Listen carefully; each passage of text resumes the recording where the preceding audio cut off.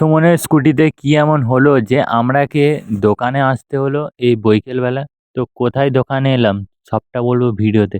তোমরা ভিডিওটা প্রথম থেকে শেষ অবধি দেখতে থাকো। সুমন আমায় কদিন ধরেই ফোন করে বলছে আমাদের বাড়ি তুই কবে আসবি।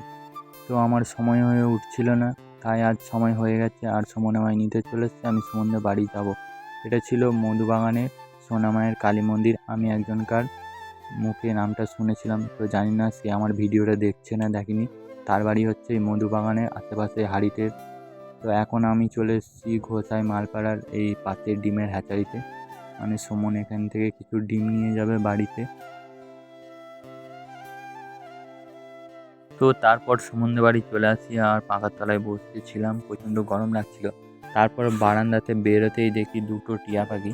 তো টিয়া পাখিগুলো আমাকে দেখে কিন্তু মানে মুখে অনেক শব্দ করছিল, আবার সিটিও বাজাচ্ছিল। আমি তো অনেকটাই অবাক হয়ে গেছি, পাখিগুলো সিটি বাজাচ্ছিল।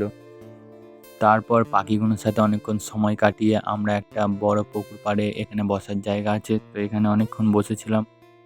তো অনেকক্ষণ গল্প করার পর, আড্ডা দেওয়ার পর আমরা কিন্তু এখন যাচ্ছি বাজারের দিকে। তো এখন আমরা যাব ঘোষাই মালপাড়া বাজারে। আর এখন আমরা যাচ্ছি কি কারণে, তো সেটাই বলবো। আমরা চলে এসেছিলাম একটা মোটর সাইকেল দোকানে। তো সুমনের স্কুটিটা হয়ে গেছিলো লিক।